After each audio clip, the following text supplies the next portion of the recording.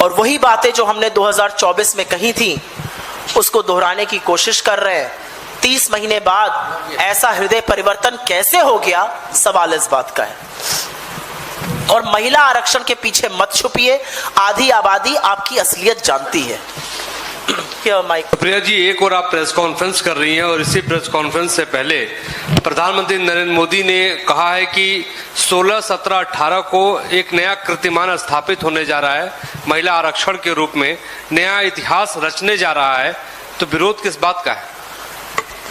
विरोध खोट शकुनी मंशा का है।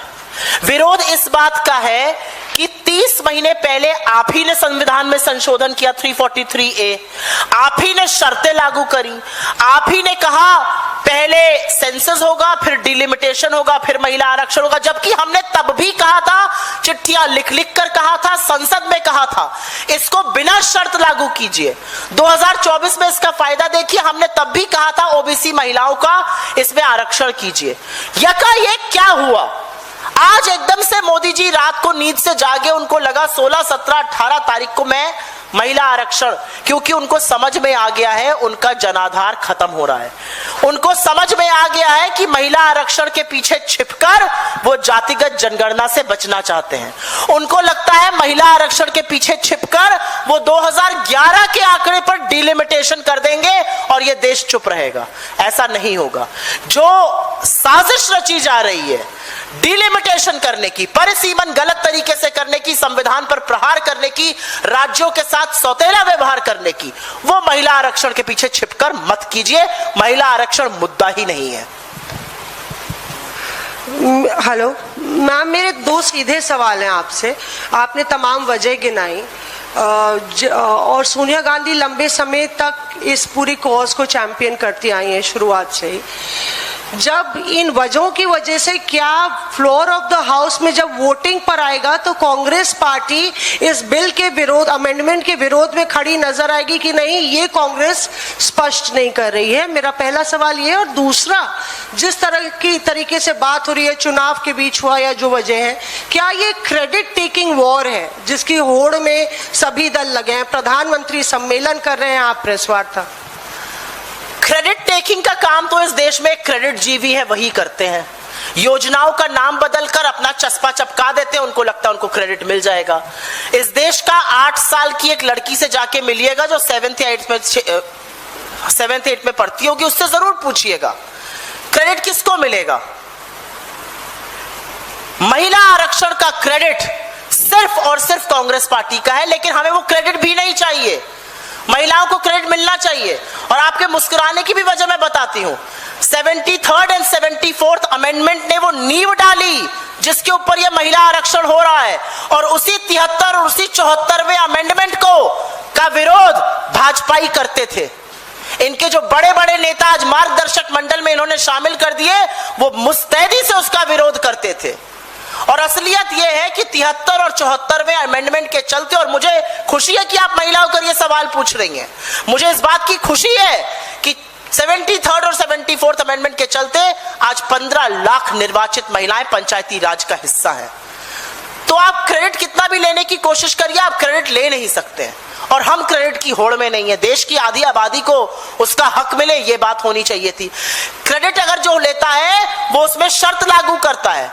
2023 में मोदी जी की ऐसी क्या मजबूरी थी कि उन्होंने ये 2 शर्तें लागू करी, और 30 महीने में ऐसा क्या हृदय परिवर्तन हुआ कि वो शर्तें हटाई जा रही हैं?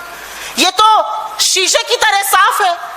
डिलिमिटेशन को 2011 के बेसिस पर लागू कर कर टोटली अनडेमोक्रेटिक फ्लॉड तरीके से अपनाया जा रहा है, और ये कैसे ये बात गले के नीचे उतर सकती है? दूसरी आपने बात पूछी, और ये भी अच्छा सवाल है कि प्रधानमंत्री सम्मेलन कर रहे हैं, हम प्रेस वार्ता कर रहे हैं, प्रधानमंत्री लाइव दिखाए जाएंगे, आप भी हमें लाइव दिखाइएगा। आप लोगों से गुजारिश है ये, प्रधानमंत्री मोदी इस बात का बस जवाब दे दे कि 30 महीने में आप अपने ही बनाए हुए कॉन्स्टिट्यूशनल अमेंडमेंट को अमेंड क्यों कर रहे हैं? और चुनाव के बीच में भाई 16, 17, 18 और 29, 11 दिन का तो अंतर है। 11 दिन के बाद यह सेशन क्यों नहीं कॉल हो सकता था? आप लोग भी जाएंगे, बंगाल जाएंगे, तमिलनाडु जाएंगे, मैंने देखा आप सब लोग जाते हैं प्रचार में, कवर करने जाते हैं, रैलीज में जाते हैं, क्यों आपको यहां पे बिठाया जा रहा है? क्यों आपको वापस संसद बुलाया जा रहा है? क्यों सांसदों को प्रचार छोड़कर, क्यों लीडर्स को प्रचार छोड़कर यहां पे बिठाया जा रहा है? क्या यह काम 10 तारीख के तुरंत बाद नहीं हो सकता था? क्या यह 3 तारीख के पहले नहीं हो सकता था? क्या यह 29 के बाद नहीं हो सकता था? ये कौन सी मंशा है?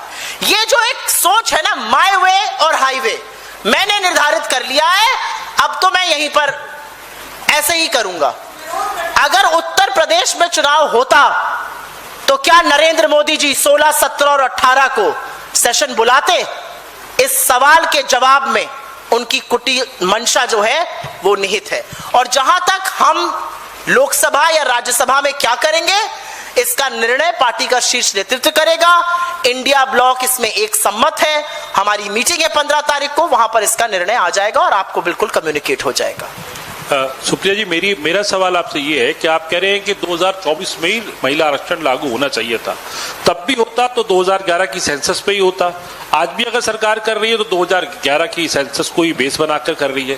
तो क्या इस पे आप लोगों को, इस पे आपकी बातों का विरोधाभास नहीं है? 2.5 साल बीत गए। पहले तो 2023 सितंबर के बाद से 2.5 साल से ज्यादा बीत गए। 2.5 साल में आप जनगणना करा नहीं पाए। 5 साल से आपकी जनगणना डिले चल रही है। अब आप कह रहे हैं इस जनगणना का नतीजा जो है डिजिटल हो रहा है जी, सब कुछ नतीजा 2027 में आ जाएगा। तो 2027 में इंतजार क्यों नहीं करते हैं? ये जो आप डिलिमिटेशन कराना चाह रहे हैं, बिना 2021 के सेंसस के आंकड़े आए, ये आपकी खोट दिखाता है। आपसे मैं सवाल पूछा थी, मैं तो उसकी दुर्विरोधी हूं। मुझे लगता है एसआईआर पूरी तरह से असंवैधानिक है, पूरी तरह से लोगों के हक को मार रहा है। आप ही की संस्थाएं जो है वो इसको सपोर्ट करती हैं।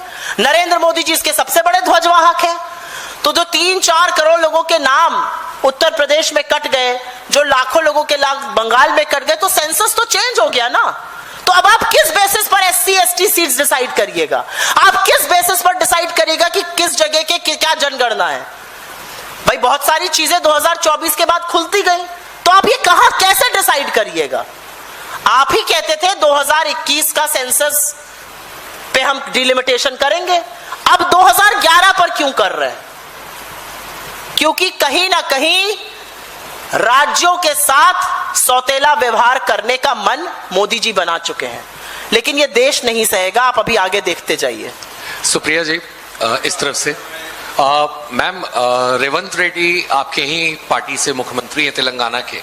उन्होंने डिलिमिटेशन पे खास तौर पे अपनी राय रखी और उन्होंने कहा कि अगर बिना स्टेट्स के साथ डिस्कशन किए हुए अगर फैसला नहीं लिया जाता है तो बहुत बड़ा मास प्रोटेस्ट हो सकता है सदर्न स्टेट्स के द्वारा। मेरा मानना है कि जिस तरह से डिलिमिटेशन लोगों पर थोपा जा रहा है, ये नॉर्थ और साउथ के बीच में एक डिवाइड क्रिएट करने की कोशिश की जा रही है। ऐसी तमाम सदर्न स्टेट्स हैं जिनके HDI पैरामीटर्स बहुत सारी स्टेट से बेहतर है, जिनके ह्यूमन डेवलपमेंट इंडेक्स के जो पैरामीटर्स होते हैं बेहतर है, जिन्होंने अपनी पॉपुलेशन पे कंट्रोल किया, जिन्होंने खर्चों को सीमित रखा, जिनके आंकड़े बेहतर हैं। तो आज उनका नुकसान करने के लिए ये डिलिमिटेशन क्यों किया जा रहा है? एंड डिलिमिटेशन जो है ये सिर्फ एक अंक गणित की एक्सरसाइज नहीं हो सकती है, ये समानता की एक्सरसाइज होनी चाहिए। आज केरल को या आंध्र प्रदेश को या तेलंगाना को या तमिलनाडु को या कर्नाटका को इस बात की कीमत नहीं चुकानी चाहिए कि उन्होंने बेहतर पॉपुलेशन कंट्रोल किया, उनके इंडेक्स बेहतर हैं। और यह बात बिल्कुल सच है कि अगर संसद में ऐसी स्टेट्स की आवाज को दबाया जाएगा, उनके ऊपर यह थोपा जाएगा, बिना एक ऑल पार्टी मीटिंग, बिना एक कंसेंसस बनाए इस देश में, तो लोग आहत होंगे, लोग दुखी होंगे, लोग परेशान होंगे और लोग आक्रोशित होकर आवाज उठाएंगे। जी मैम, महिला आरक्षण में ओबीसी को आरक्षण मिले, इस बात के बारे में इंडिया गठबंधन में शामिल कई दलों ने अपनी राय जताई है, like Samajwadi party, RJD, DMK. इस बारे में कांग्रेस पार्टी की अपनी क्या राय है? कांग्रेस पार्टी की राय पहले दिन से बिल्कुल ठीक है, और कांग्रेस पार्टी की राय 2023 सितंबर में जब ये कानून पारित किया जा रहा था तब भी ये थी, और मुस्तैदी से हमने वो राय उठाई जब हमने तेलंगाना और बिहार के कास्ट सर्वे का आंकड़े देखे।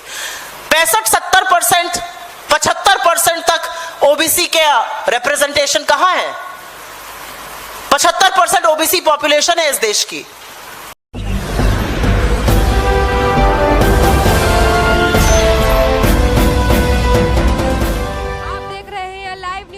99 राष्ट्र सबसे पहले।